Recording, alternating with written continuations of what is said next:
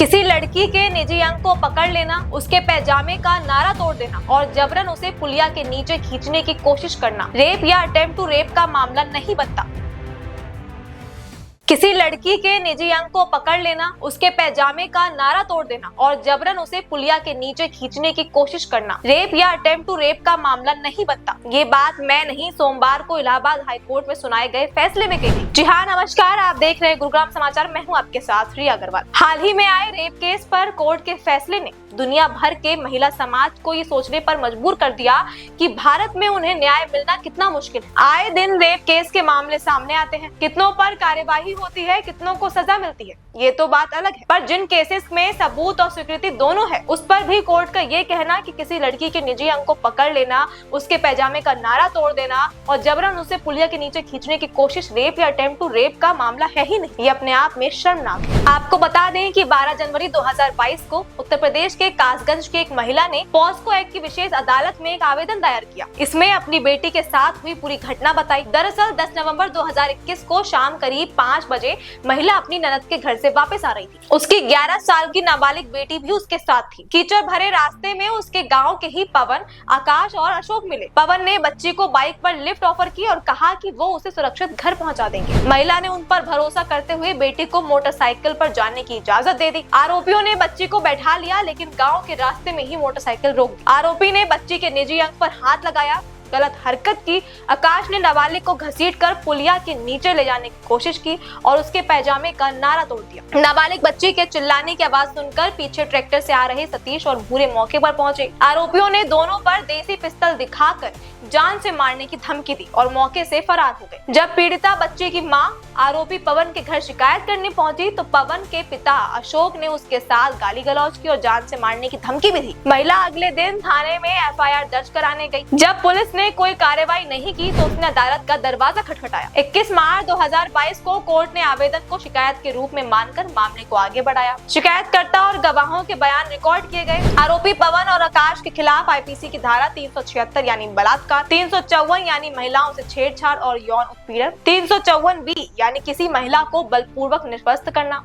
और पॉस्को यानी यौन अपराध से बच्चों का सर्वेक्षण एक्ट की धारा 18 के तहत केस दर्ज किया गया। वहीं आरोपी अशोक पर आईपीसी की धारा 504 यानी अपमानजनक शब्दों का इस्तेमाल करना और किसी को जान से मारने की धमकी देना यानी 506 के तहत केस दर्ज हुआ। आरोपियों ने समन आदेश से इनकार करते हुए हाई कोर्ट के सामने पुनरीक्षण दायर की, यानी कोर्ट से ये कहा कि इन आरोपियों पर दोबारा विचार कर लेना चाहिए। जस्टिस राम मनोहर नारायण मिश्रा की सिंगल बेंच ने क्रिमिनल रिवीजन पिटीशन स्वीकार कर ली। हाई कोर्ट ने आरोपी आकाश और पवन पर आईपीसी की धारा 376 और पॉस्को अधिनियम की धारा 18 के तहत लगे आरोपों को हटा दिया। अब उन पर धारा 354 बी और पॉस्को अधिनियम की धारा 9 और 10 लगी है। हाई कोर्ट ने कहा कि आरोपी पवन और आकाश पर यह आरोप है कि उन्होंने पीड़िता की छाती पकड़ी, आकाश ने उसके पैजामे की डोरी तोड़ दी और उसे पुलिया के नीचे खींचने की कोशिश की। गवाहों के हस्तक्षेप के बाद दोनों भाग गए, लेकिन इस आधार पर यह नहीं कहा जा सकता कि आरोपियों का इरादा बलात्कार करने का। शिकायत या गवाहों के बयानों में ऐसा कोई आरोप नहीं है कि आकाश ने पीड़िता के पैजामे का नारा तोड़ने के बाद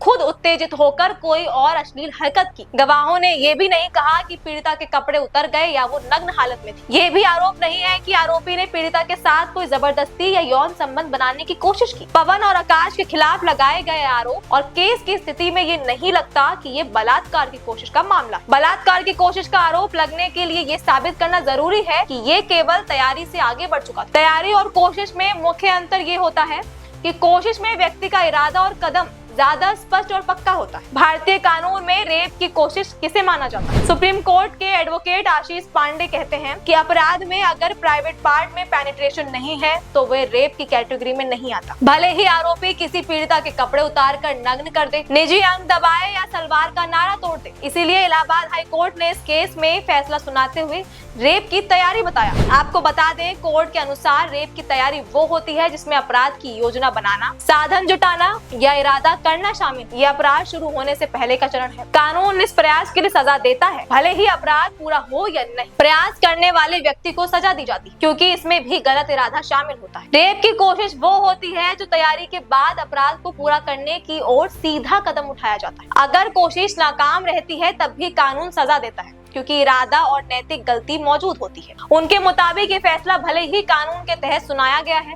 लेकिन इसका व्यापक प्रभाव समाज में महिलाओं की सुरक्षा और न्याय व्यवस्था के प्रति बड़ा सवाल खड़ा करता है। कोर्ट ने कहा कि किसी लड़की के निजी अंगों को पकड़ना, नाड़ा तोड़ना और उसे घसीटने की कोशिश आईपीसी की धारा 376 या रेप केस के तहत नहीं आती, बल्कि ये धारा 354 यानी महिला को निर्वस्त्र करने के इरादे से हमला और पॉस्को एक्ट की अन्य धाराओं के तहत गंभीर यौन उत्पीड़न माना जाएगा। इससे निचली अदालतों में ऐसे मामले में आरोप तय करने का तरीका बदल सकता है। रेप या रेप करने के प्रयास की तुलना में यौन उत्पीड़न की धाराओं में सजा कम कठोर हो सकती है। इससे अपराधियों को कम सजा मिलने की संभावना बढ़ रही है, जो पीड़िता के लिए न्याय की भावना को कमजोर कर सकता है। कोर्ट ने यह भी स्पष्ट किया कि रेप के प्रयास का आरोप साबित करने के लिए अभियोजन पक्ष को ये दिखाना होगा कि अपराधी की हरकतें तैयारी से आगे यानी रेप करने की थी। ये सख्त कसौटी भविष्य में ऐसे मामलों में दोषी सिद्ध को मुश्किल बना सकती है। अगर अपराधियों को लगे कि ऐसी घटनाओं में उन्हें रेप जैसे गंभीर आरोप से बचने का मौका मिल सकता है, तो ये यौन अपराधों को बढ़ावा देगा। हालांकि केंद्रीय महिला एवं बाल विकास मंत्री अन्नपूर्णा देवी ने आज इलाहाबाद उच्च न्यायालय के इस फैसले की कड़ी निंदा की। उन्होंने इसे गलत बताया और सुप्रीम कोर्ट में इस मामले पर ध्यान देने का आग्रह किया। उन्होंने चेतावनी दी कि इस तरह के फैसले से समाज में गलत संदेश जाएगा। अन्य महिला नेता ने भी सर्वोच्च न्यायालय से हस्तक्षेप की मांग की है। सवाल ये है कि क्या ऐसे फैसले से लोगों को प्रोत्साहन नहीं मिलेगा? वैसे ही हर मिनट हजारों महिलाएं छेड़छाड़, बदतमीजी का सामना करती हैं, खुद को असुरक्षित महसूस करती हैं। वैसे ही 50% महिलाओं को ये लगता है कि कानून की मदद लेना अपने आप में ही अपमान है। पहले ही उनके दिमाग में ये रहता है कि पता नहीं अगर आवाज उठाई भी तो न्याय मिलेगा या नहीं। ऐसे में इलाहाबाद हाईकोर्ट का ये फैसला उनके साहस को और तोड़ देगा। बहरहाल अब ये देखना होगा कि इस फैसले की देश भर में निंदा के बाद इलाहाबाद हाईकोर्ट इस फैसले पर अब क्या फैसला लेगी। तमाम ऐसी खबरों के लिए देखते रहें गुरुग्राम समाचार। धन्यवाद।